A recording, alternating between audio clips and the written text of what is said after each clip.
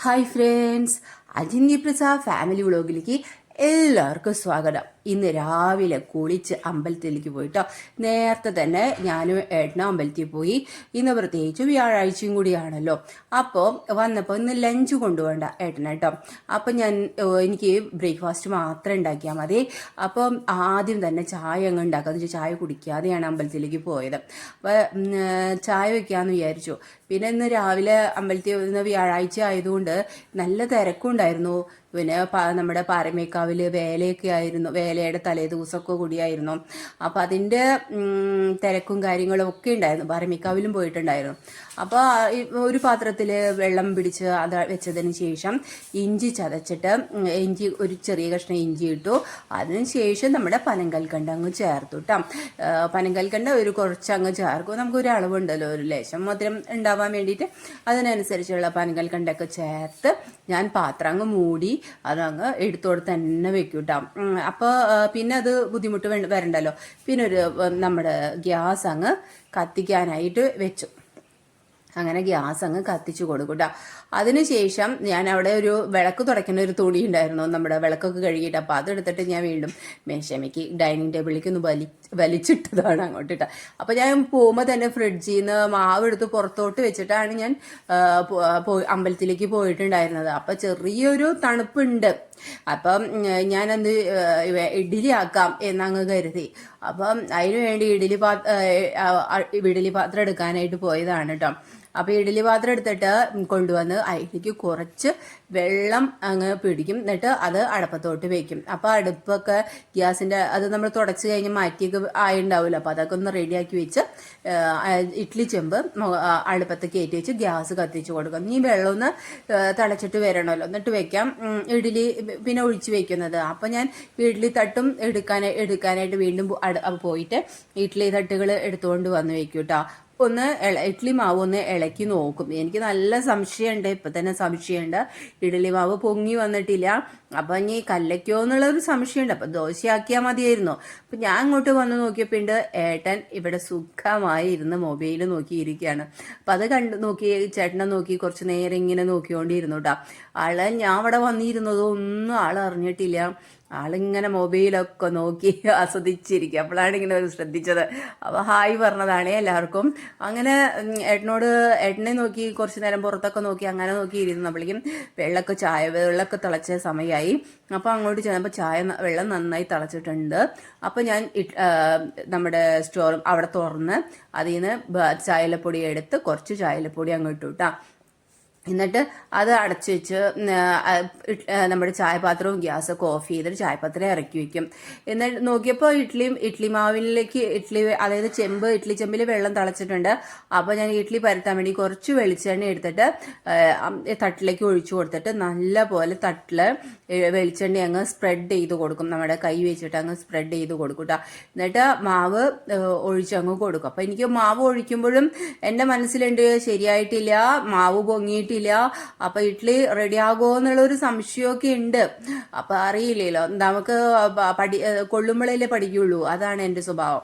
അപ്പൊ അത് കഴിഞ്ഞ് ഞാൻ ഓരോ തട്ടായിട്ട് 3 തട്ടുണ്ട് 21 ഇഡ്ഡലി ഉണ്ടാക്കും. അപ്പൊ ഇനി ഞങ്ങൾക്ക് ഒരു ഉച്ചയ്ക്കും ചിലപ്പോൾ വൈകിട്ടത്തേക്ക് 4 മണിക്കൊക്കെ എടുക്കാനൊക്കെ ഉണ്ടാവും. എങ്കിലും ഞാൻ ഒന്നിച്ചങ്ങ് ഉണ്ടാക്കി വെക്കും. അപ്പം അങ്ങനെ ഇഡ്ഡലി അതൊക്കെ റെഡിയാക്കി എല്ലാ തട്ടിലേക്കും ഒഴിച്ച് ആ പാത്രത്തിലെ മാവങ്ങ് കഴിഞ്ഞു. കാരണം അത് പൊങ്ങി വരാത്ത കാരണം തന്നെ മാവ് കുറച്ചല്ലേ ഉണ്ടായിരുന്നുള്ളൂ. അപ്പം അതങ്ങ് ആലോചിക്കണമെന്നൊന്നുമില്ല, അങ്ങ് എല്ലൊക്കെ ഓരോരോ കഥകൾ. അപ്പം അങ്ങനെ അതങ്ങ് റെഡിയാക്കി വെച്ചിട്ട് വേഗം അതിൽ നിന്നൊക്കെ നല്ലപോലെ വടിച്ചെടുത്ത് ഒഴിച്ച് അതിനെ എല്ലാ ഇഡ്ഡലി പാത്രങ്ങൾ നിറച്ച് വെക്കും.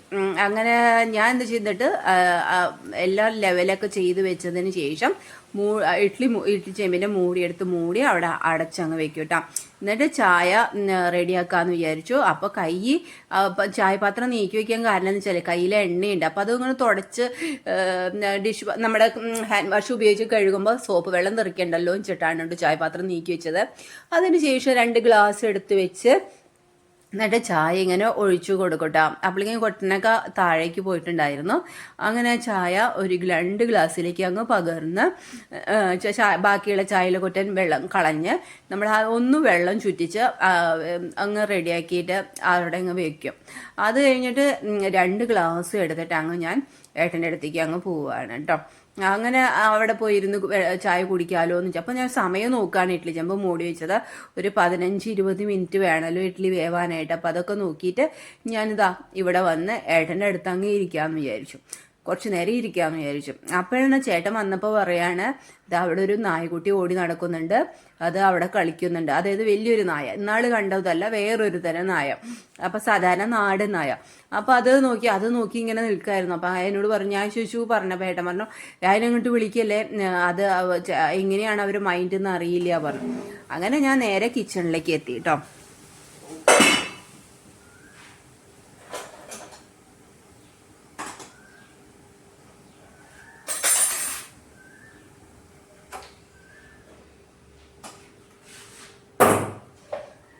കല്ലച്ചു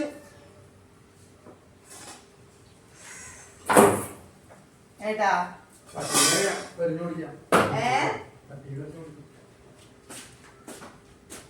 പട്ടീനെ എറിഞ്ഞു പഠിച്ചു.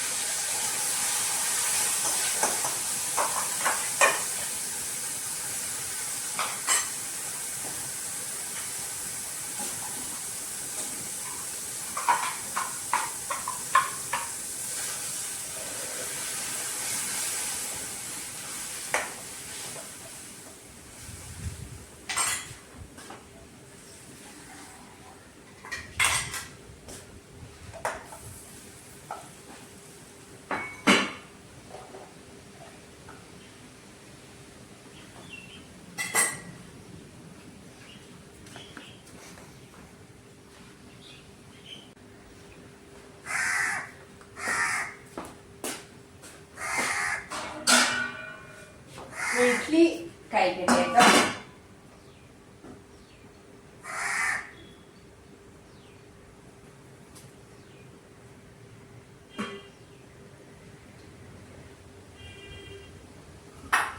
അപ്പം ഞാൻ അമ്പലത്തിലൊക്കെ പോയി വന്നതിന് ശേഷം എനിക്ക് നല്ല വിശപ്പ്. വേണ്ട പറഞ്ഞു കഴിച്ചോളൂ എന്ന് പറഞ്ഞു, എൻ്റെ അടുത്ത് കഴിച്ചോളൂ പറഞ്ഞു. അപ്പൊ ഞാൻ ആദ്യം ഒരു ഇഡ്ഡലി എടുത്ത് കഴിക്കട്ടെ. കല്ലച്ചു ഇഡ്ഡലി എന്താ വെച്ചാൽ ഞാൻ ഫ്രിഡ്ജിൽ നിന്ന് എടുത്തു വെച്ചിട്ടാണ് പോയിട്ടുണ്ടായിരുന്നത്. ചെറിയൊരു തണുപ്പുണ്ടായിരുന്നു, അതുകൊണ്ടാണ് കല്ലച്ചത്. അപ്പൊ ഇങ്ങനെ ഒഴിച്ചിട്ട് നമുക്ക് ചട്നി ഇങ്ങനെ മുകളിൽ ഇങ്ങനെ ഒഴിച്ചിട്ട് ഇങ്ങനെ കഴിക്കാം. ഇങ്ങനെ മുക്കി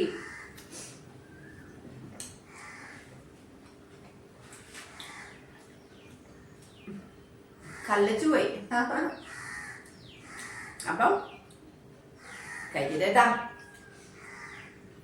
അതിന്റെ പ്രിസർവ് ഫാമിലിയോട് signing off. Tata, bye bye. ഇങ്ങനെ ദോശ പോലെ കഴിക്കാം.